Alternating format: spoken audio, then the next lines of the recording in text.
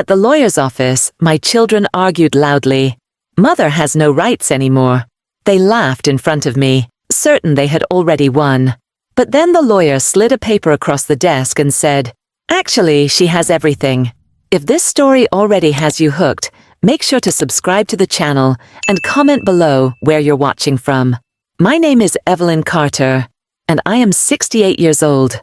Life has not always been easy, but I learned long ago how to endure storms. When my husband passed away years ago, I thought the hardest days were behind me. I raised my children alone, poured every ounce of my strength into giving them a good life, and sacrificed more than they will ever know. I wanted nothing more than to see them grow into kind, respectful adults who would carry forward the values their father and I believed in. But somewhere along the way, something changed. My daughter, Laura, and my son, Michael, began to see me less as a mother and more as an obstacle. They still called, but their voices were colder, their visits shorter, their questions sharper. And too often those questions circled back to the same topic: money, property, and what I would leave behind. Laura is my eldest. She has always been strong-willed, sharp with her words, and determined to get her way. Michael, my younger one, often followed her lead. Where she pushed, he echoed. Where she demanded, he agreed. I loved them both, of course, but I began to notice their hearts were no longer focused on family. They were focused on what they thought they deserved. Still, I tried to hold on to hope. I reminded them of the sacrifices I made, the nights I went without so they could have school supplies, the times I worked double shifts so they would never feel left behind. I thought those memories would count for something, but in their eyes I had become an old woman holding on to things they believed should already belong to them. It broke my heart. A mother never stops loving her children, no matter how much they hurt her. But love cannot blind you forever. I began to realize that if I did not protect myself, even my own children might take advantage of me. That is why I went to see Mr. Daniels, our family lawyer. My husband and I had trusted him for decades. Before my husband passed, he and I had agreed to a plan, a way to protect me, our home, and our legacy. We thought we were simply being cautious. We never imagined the day would come when our own children would try to push me aside. The meeting at Mr. Daniels' office was supposed to bring clarity, to give Laura and Michael peace of mind about the estate. I walked in, hoping it would bring us closer together, that once they saw everything laid out clearly, the fighting would stop. Instead, what happened that day showed me just how far they were willing to go. They laughed at me, mocked me, and said to my face that I had no rights. I sat quietly as their words stung like knives, wondering how the children I once held in my arms could speak to me that way. And yet, even in that moment, I knew something they did not. My husband and I had planned for this. We had written every word carefully, and the truth was waiting in Mr. Daniels's hands. The lawyer's office was quiet when I first arrived, the kind of quiet that makes you aware of every small sound, the creak of the chair, the shuffle of papers, even the ticking of the clock on the wall. I sat calmly, hands folded in my lap, waiting for my children to arrive. In my heart, I hoped the meeting would bring peace, that perhaps once everything was explained clearly, they would understand. I wanted to believe that they would see me not as an obstacle, but as their mother, the woman who had given them everything she could. The door opened and Laura walked in first. She was dressed in a fitted blazer, her expression sharp as always, her eyes scanning the room before settling on me. Behind her came Michael, his steps slower, but his face already carrying the same smugness. He didn't greet me. Neither of them did. Instead, they sat down across from me, whispering to each other as if I weren't even in the room. That small act alone felt like a warning of what was coming. Mr. Daniels, the lawyer, entered shortly after with a folder tucked neatly under his arm. He greeted us politely and began setting papers on the desk. Before he could even explain the purpose of the meeting, Laura leaned forward and spoke with the kind of tone that made my heart sink. "Mother, let's be clear," she said coldly. "You don't need to control anything anymore. You're too old to handle these responsibilities. Michael and I should be the ones making the decisions now." Her words cut me deeply. For a moment I couldn't speak. I had expected questions, maybe even tension, but not such blunt dismissal of my role in my own life. Michael chimed in, his voice casual but cruel. "She's right. You don't need any of this. You've lived your life. It's time to hand things over." They laughed then, as if what they were saying was funny, as if it were perfectly acceptable to erase me with a few words. I stared at them, my chest tightening, my heart breaking in ways I never thought possible. These were my children, the very people I had carried, raised and sacrificed for, telling me to my face that I no longer mattered. I opened my mouth to speak, but Laura cut me off with a sharp wave of her hand. "Please, Mother, don't make this harder than it needs to be. We're not saying you don't matter. We're saying you don't have the ability to manage things anymore. You should be grateful we're stepping in." Grateful. That word burned in my ears. They wanted me to be grateful for being pushed aside, for being treated like a burden rather than the foundation of the very life they were living. I could feel tears stinging my eyes, but I refused to let them fall. Not here. Not in front of them. I looked at Mr. Daniels. His expression was calm, but I could see the flicker of disapproval in his eyes. He didn't interrupt, though. He let them speak, perhaps to allow their true intentions to spill out in full. Michael leaned back in his chair, smirking. "Honestly, Mom, it's embarrassing that you're still holding on. Everyone knows this stuff should belong to us now. You have no rights left here." The words hit like a slap. No rights. As if I were a stranger in my own life, an outsider in the family I had built. I clenched my hands together tightly, trying to keep my composure. Inside, anger and heartbreak battled for control, but on the outside, I stayed still. I thought back to the nights I worked double shifts at the diner just to put food on the table. The mornings I went without breakfast so my children could have enough. The years I spent making sure they had chances I never did. And now here they were, sitting in front of me, mocking me, dismissing me, erasing me with their laughter. Part of me wanted to shout, to remind them of every sacrifice, every tear, every night I stayed awake, worrying about them. But another part of me knew it would be wasted. They weren't listening.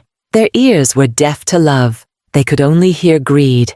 So instead, I stayed quiet, letting them believe they had won, letting them laugh at what they thought was weakness. Because deep down, I knew something they did not. My husband and I had planned for this day. And though they thought they were stripping me of my rights, the truth was waiting just a few pages away, in the very folder Mr. Daniels held in his hands. I sat taller, refusing to show them how badly their words hurt.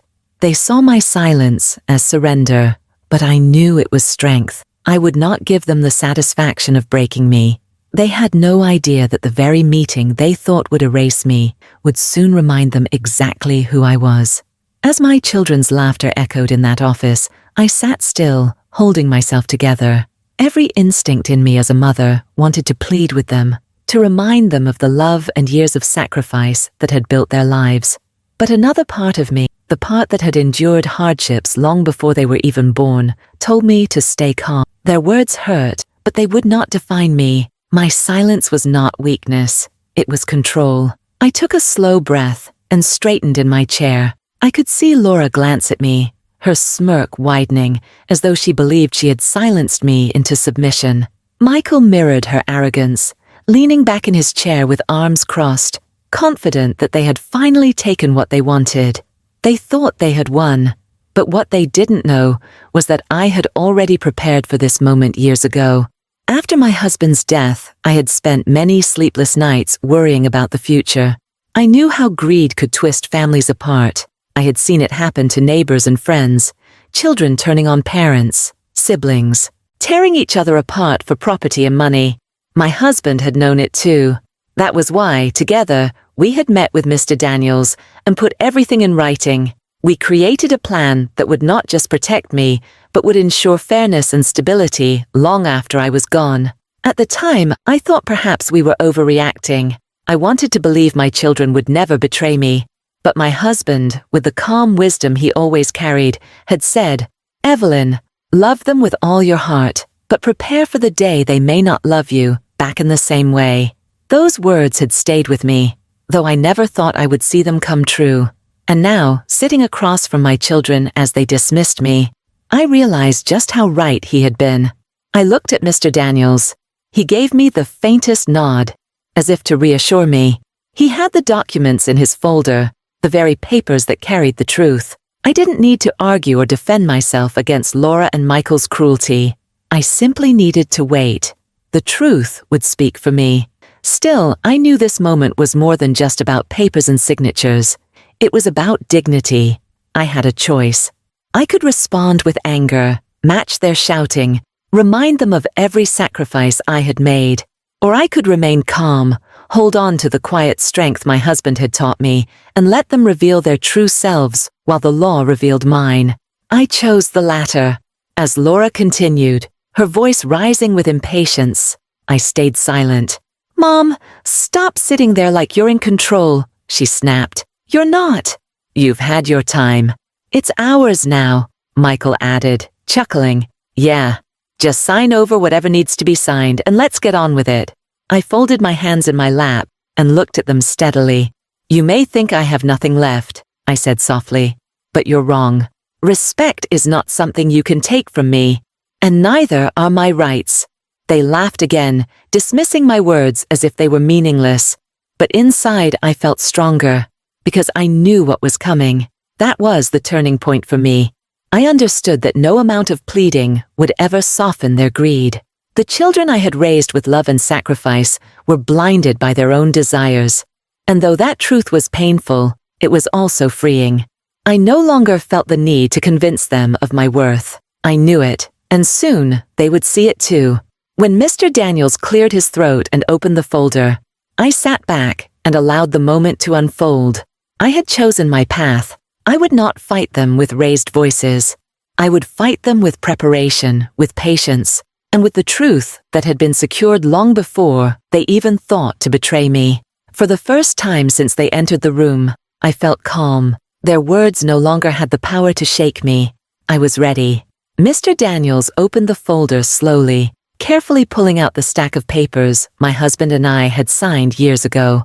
The weight of that moment filled the room. My children, sitting across from me, had no idea that everything they were about to hear would dismantle the confidence they had walked in with. Laura leaned back in her chair, arms folded, her face smug.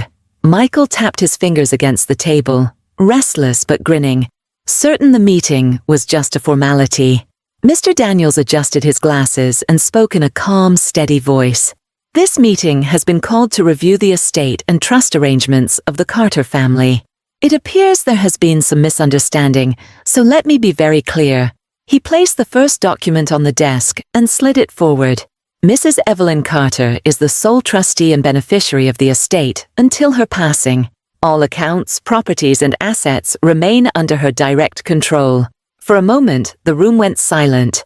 Laura's smirk faltered, and Michael stopped tapping his fingers. They looked at each other, confusion flashing across their faces. "What?" Laura said finally, her voice sharp. "That doesn't make sense.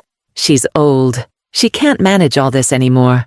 Mr. Daniels raised a brow, but kept his tone even. "With respect, age has nothing to do with legal ownership. Your father ensured before his passing that your mother would retain full rights and control. Nothing changes without her consent." Michael leaned forward, his voice rising. "So, what are you saying? We get nothing?" "You will inherit upon your mother's passing," Mr. Daniels replied. "Until then, she holds everything. That was your father's explicit wish." Laura's face flushed red. She slammed her hand on the table. "This isn't fair. We're her children. We should be making decisions now. She doesn't know what she's doing anymore." I sat quietly, watching them unravel. Their confidence, their laughter, their arrogance, all of it crumbling in the face of the truth. I had been silent for so long, but now I finally spoke. My voice was calm, steady, unshaken. "You think I don't know what I'm doing," I said softly. "But I knew exactly what I was doing when your father and I signed those papers. We trusted each other, and we trusted Mr. Daniels to protect what mattered most. And today, that trust is what saved me." Laura turned to me, her eyes blazing. "So you planned this? You planned to cut us out?" I met her gaze without fear. "No, I planned to protect myself, because I knew that one day, love might not be enough for you. I hoped I was wrong. I wanted to believe my children would respect me, but your words in this office proved that I was right to prepare." Michael shifted uncomfortably, glancing down at the papers. For the first time, he seemed unsure, but Laura wasn't done. "This is ridiculous," she muttered, shaking her head. "You can't hold on to everything." "It's selfish," Mr. Daniels spoke firmly now, his voice carrying authority. "Mrs. Carter is within her rights, and these documents are binding. The law recognizes her as the sole authority. If you wish to contest it, you will lose.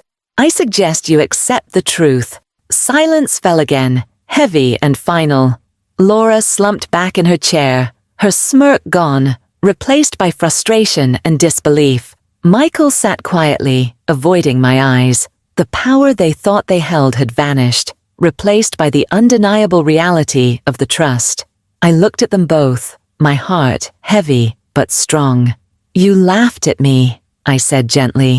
"You told me I had no rights, but I do, and I always will until the day I leave this earth. You may not respect me, but you will respect the law your father and I put in place."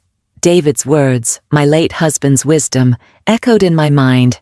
Prepare for the day. Love might not be enough. That day had come, and I was ready. Mr. Daniels gathered the papers back into his folder. "I believe this clears up any confusion," he said firmly. I rose from my chair, steady on my feet, and smoothed my skirt. My children looked at me differently now, not with warmth, not with love, but with something else. A mixture of shock, frustration, and perhaps a trace of respect they hadn't given me before. As I walked toward the door, I paused and turned back to them. "I will always love you, but love is not permission to take what isn't yours." Remember that. The room was silent as I stepped out into the hallway. For the first time in years, I felt free. Not free of my children, but free of the fear that they could strip me of my dignity. The truth had been spoken, and the smirk that had haunted me for so long was gone. When I left the lawyer's office that day, the weight on my shoulders felt lighter than it had in years. My children's laughter had been cruel, their words sharper than any blade, but the truth had stood firm. For the first time, I realized that their power over me had never been real. It was only the fear I carried inside. With one paper slid across the desk, that fear was gone, replaced by clarity. At home, I sat at my kitchen table with a cup of tea, letting the quiet of the house settle around me. The papers were still fresh in my mind, the sound of Mr. Daniels's voice echoing. "Actually, she has everything." I repeated those words to myself, not just as a legal truth, but as a personal reminder. I wasn't powerless. I wasn't forgotten. I still had everything that truly mattered: my rights, my dignity, and my independence. But even with that reassurance, I couldn't ignore the ache in my heart. These were my children, the very people I had nurtured and sacrificed for, who had looked me in the eye and declared that I had no rights. That wound cut deeper than any fight with a stranger ever could. It wasn't just about property or accounts. It was about respect, about being seen as a mother, and not just as a stepping stone to what they wanted. I thought back to the years when I worked extra hours just to keep food on the table, the times I went without so they could have new clothes for school, the sleepless nights I spent worrying over their futures. And now, to have them reduce me to too old and without rights felt like betrayal of the highest kind. But even in that pain, I understood something important. I could not change their hearts, but I could control how I responded. In the days that followed, I noticed a shift. Laura stayed distant, her pride wounded, her calls infrequent and clipped. Michael seemed less sure of himself, almost guilty when he did reach out. There was no apology, but there was hesitation, as if he finally understood the line he had crossed. I didn't press them. I didn't demand anything. I chose instead to let silence speak. They had seen the truth with their own eyes, and whether they admitted it or not, they knew they were wrong. That experience taught me a lesson I wish I had learned earlier. Love does not mean surrender. For too long, I had confused patience with silence, thinking that enduring cruelty for the sake of peace was the right thing to do. But peace built on disrespect is no peace at all. My husband had understood this, which is why he had urged me to prepare for the day when love might not be enough. He had given me the gift of foresight, and because of him, I was able to walk out of that office with my head held high. I also learned that dignity is something you must guard closely, even from those closest to you. We want to believe that family will always protect us, always honor us, always remember the sacrifices we made.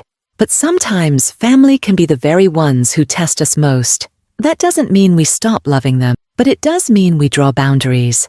Boundaries are not walls. They are lines that remind others where respect begins. The trust, the legal papers, the lawyer's words, those were tools. But the real victory was in finding my voice again. In that office, I discovered that I didn't need to shout to be heard. I didn't need to argue or beg. The truth, prepared and written years before, spoke louder than my children's laughter ever could. Now, when I sit by the window in the evenings, watching the sun set and painting the sky in gold and orange, I feel something I thought I had lost. I feel peace. I no longer fear being erased or silenced. I know who I am, and I know what I carry. I have everything, not just in terms of property or rights, but in terms of strength, resilience, and dignity. If there is one message I want to leave behind, it is this: never let anyone, not even your own family, convince you that you have no worth. Prepare yourself, protect what is yours, and remember that love should never be used as a weapon against you. When the people around you fail to see your value, the truth and your own strength will remind them. That day in the lawyer's office, my children laughed at me. They thought I was powerless.